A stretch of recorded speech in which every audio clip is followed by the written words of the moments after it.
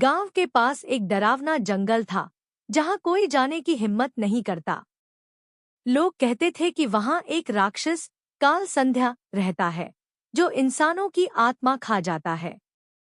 उसी गांव में करण और सीमा नाम के दो प्रेमी रहते थे। एक रात जब करण जंगल में सीमा से मिलने गया तो अचानक धुंध में से एक भयानक परछाई निकली। राक्षस ने सीमा को पकड़ लिया और खंडहर की तरफ घसीटते हुए ले गया। करण कुछ भी समझ पाता उससे पहले सीमा की चीखें दूर चली गईं। उसने कस्में खाई कि चाहे जान चली जाए वह सीमा को बचाएगा। करण दौड़ता दौड़ता खंडहर में पहुंचा। वहां हर तरफ सन्नाटा और अजीब सी ठंडी हवा थी। तभी उसकी नजर एक पुरानी काली दीपक पर पड़ी। उसने दीपक को उठाया और यूं ही साफ करने लगा। अचानक एक धुआं उठा और उसमें से एक डरावना जिन्न निकला। जिन्न की आवाज गरजती हुई थी, मैं हूं शैतानी जिन्न। 3 इच्छाएं मांग सकते हो, लेकिन हर इच्छा की कीमत चुकानी होगी। सोच समझकर बोलना। करण ने झिझकते हुए कहा, मुझे इतनी ताकत दे कि मैं उस राक्षस से लड़ सकूं।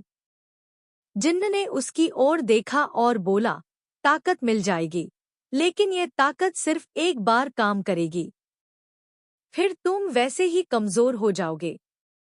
करण ने सहमति में सिर हिलाया और जिन्न ने अपनी लंबी, नुकीली उंगली से उसके माथे को छुआ। करण को लगा जैसे उसके अंदर बिजली दौड़ गई हो। खंडहर के अंदर अंधेरा गहराता जा रहा था। तभी राक्षस काल संध्या उसकी आंखों के सामने आया। उसकी हंसी इतनी भयानक थी कि करण के पैर कांप गए। राक्षस ने कहा, सीमा को ले जाना इतना आसान नहीं। पहले मेरी पहेली सुलझाओ। अगर गलत जवाब दिया तो तुम्हारी आत्मा भी मेरी होगी। राक्षस ने पूछा, मैं हर रात मरता हूं, लेकिन हर सुबह फिर जिंदा हो जाता हूं। बताओ, मैं कौन हूं? करण ने थोड़ा सोचा और बोला, सूरज। राक्षस की हंसी रुक गई। वह चिढ़ते हुए चिल्लाया, ठीक है, लेकिन पहेली सुलझाने से तुम सीमा को नहीं ले जा सकते। और उसने अपने असली रूप में आकर करण पर हमला कर दिया। करण को समझ आ गया कि वह राक्षस से यूं नहीं जीत सकता। उसने दीपक से जिन्न को बुलाया और कहा, मुझे ऐसा हथियार दो जो इस राक्षस को हमेशा के लिए खत्म कर दे।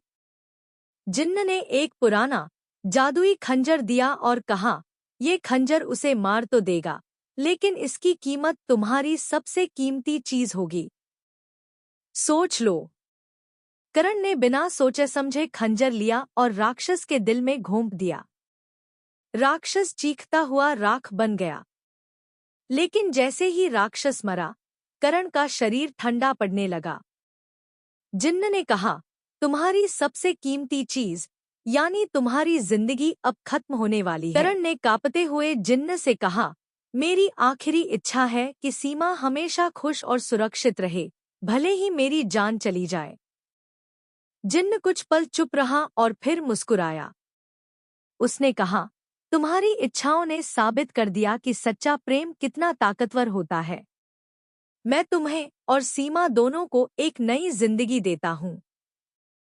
जिन्न ने अपनी जादुई ताकत से खंडहर को साफ किया, करण की जान बचाई और सीमा को आजाद कर दिया। दीपक फिर से बुझ गया और जिन्न गायब हो गया। करण और सीमा गांव लौट आए। जंगल के खंडहर में अब भी वो दीपक छुपा है।